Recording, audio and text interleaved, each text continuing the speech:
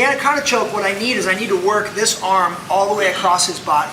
In order to do that, I'm going to go 2-on-1 on this arm. So I'm going to go palm on the elbow, and then I'm going to drop my right shoulder, and I'm going to go and double up on this arm, this time on the tricep. So with this grip, I'm going to force his arm across the body. But the problem right now is, if I try to force it across the body, it's pretty heavy because I'm laying on him and his elbow is on the mat. So like I try to force this across and it's like really tight. So one way you can make this light is just drive in and pick the person up just a little bit. Just a little bit of a pickup here, and then I can stuff that arm across. That makes my job a lot easier. Now I'm going to continue dropping my shoulder on the right so I can feed as much slack through on the side as possible. And I want to see my hand come out this side under his armpit. Now once I can see that, I'm going to make a figure 4 grip. This hand, the thumb connected to the rest of my hand, is going to go to my bicep near my elbow. And then this hand is going to come as close to my face as possible all the way up here, and I'm going to hold his back. So I've got my grip set for the choke. This is pretty good. I'm going to execute a roll in order to get him on the side I want, but I don't want to do it with my head where it is right now, because if I do, he's going to roll over my head and it's going to suck. Okay? So what I'm going to do instead is I'm going to take my ear and I'm going to hide it here on his lat muscle near his armpit. I'm going to go from here to here. And now when I execute my roll, it's not going to hurt my head. It's going to be much smoother. So not here, but here. You're going to see me take this post out. I'm going to remove this leg, execute a very aggressive roll. And now he's on the side that I want him on.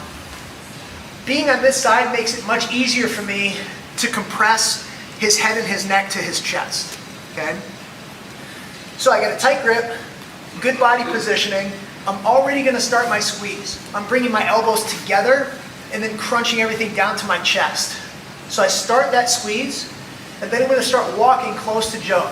I'm going to walk close to him as fast as I possibly can, because most of the time he knows that I want to get close, and he's going to be running away from me as I'm trying to get close to him.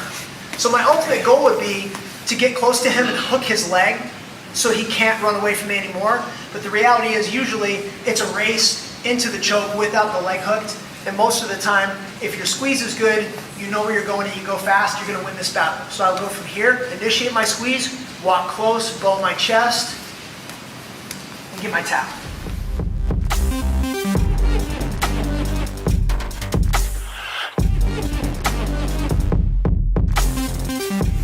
One thing I would definitely recognize is the fact that there are certain body type matchups where it is nearly impossible, even after you pass the arm, to get this locked up flush. Like, it can just be tough sometimes. Maybe your partner is like really stocky, really muscular.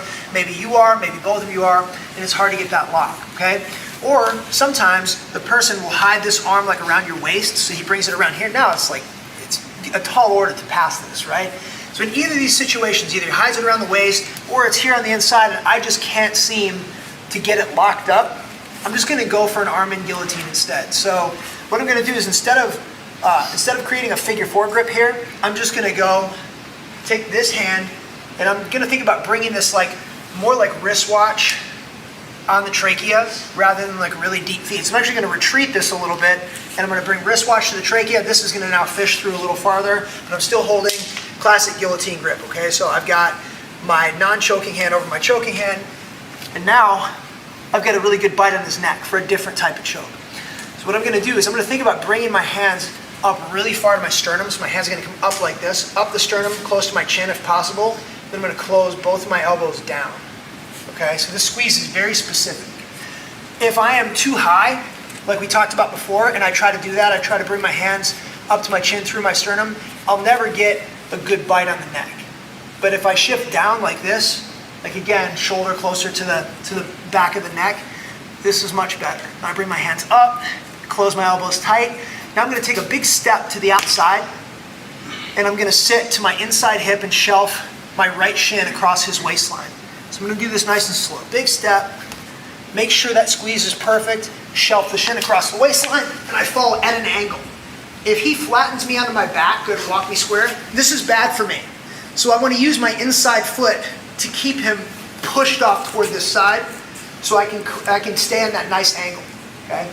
Now this leg is over the back, clamping down, hopefully to help prevent him from rolling forward and out.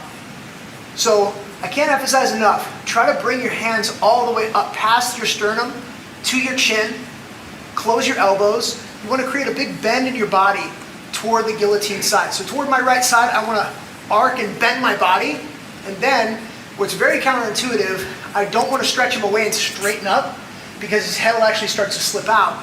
Instead, I want to do a crunch. I want to crunch up tight into a ball as I execute that squeeze. Oh, that sucks. Yep. So here are all the points to this that are kind of counterintuitive, okay?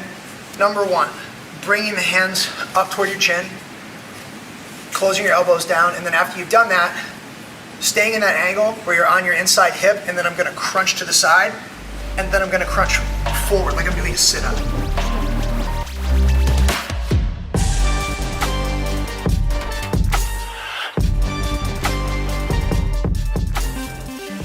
My hands are clasped like this. What I'm about to do is flip my choking hand from palm facing me to palm up. Now I've made a new gable grip, okay?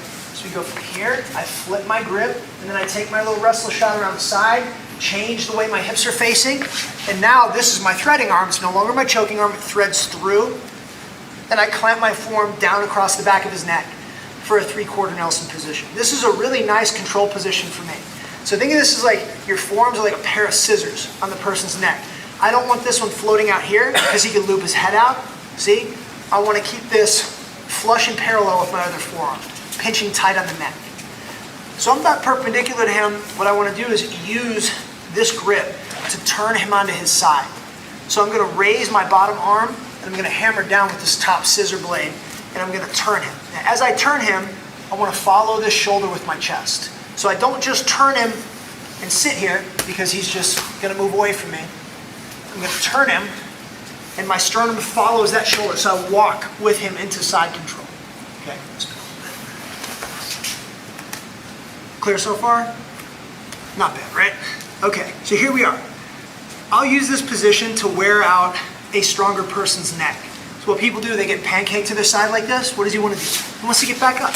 So I'll just stay here. I'll just keep flipping him over, keep tenderizing his neck, keep following him until he gives up on trying to get back up to his knees. Once he does that, I'm going to take this hand, I'm going to stuff the crown of his head down, and I'm going to start thinking about dropping this inside shoulder to thread this arm through deeper. Now, if at any point in time I take my hand off here and I feel like he starts to arch his head really hard, I just go back to my 3/4 Nelson and I keep tenderizing his neck. But eventually it's going to get worn out. I'll be able to stuff the crown of the head, drop my left shoulder down and thread this through nice and deep. How deep do you want to go? I would say about as deep as you can. Okay? If you can drop this shoulder and you can get the crook of your elbow flush with the person's neck, that's fine. It's going to be a very tight choke and you're not going to have to squeeze very hard.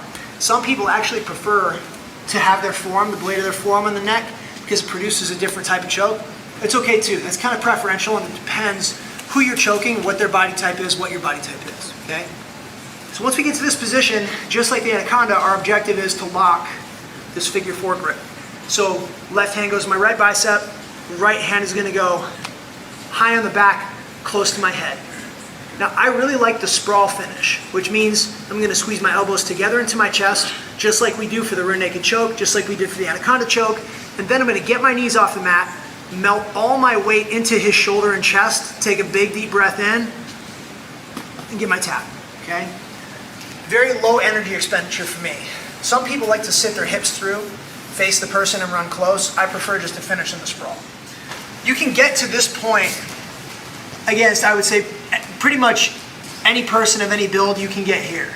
But the problem becomes like if the person is really stocky, really muscular up top, or you have shorter arms, or both, you're going to have trouble pushing the crown of the head, dropping the shoulder, and getting to this true figure 4 position. This is going to be difficult, okay? But this you can do. You can keep this gable grip, okay? So what I'm going to do is I'm going to pull the head in super tight. I'm going to keep this scissoring motion going with my gable grip and my forearms. What I'm going to do is something that's going to feel a little awkward at first. You're just going to have to go with it. I'm going to roll to my right side, dropping my right shoulder and hip to the mat, but keeping this grip the entire time. So like I'm here, just at that point before I push the head and feed the figure 4, okay, with the gable grip, and I go, you know what, this is not going to happen. I'm not going to be able to hook that grip up on this person, so I keep my 3/4 Nelson, I fall to my right hip and shoulder, and then his head is trapped right in my solar plexus under my sternum. From this position, I'm gonna pull my hands up toward my chin, close my elbows, and then I'm gonna walk close to Joe as I execute my squeeze. I get my tap, okay? It's a neck crank, it's a choke, it's just absolute hell. We're here, get to this position. I don't think I can do this. Just person's too big on top, my arms are too short, or both, okay? So just make sure that this doesn't stay like in a position with a hole where it's gonna slip off his head. Keep those scissor blades parallel, close together, and then fall to your outside shoulder and hip. But try to think about keeping the crown of the person's head right in your sternum, solar plexus area.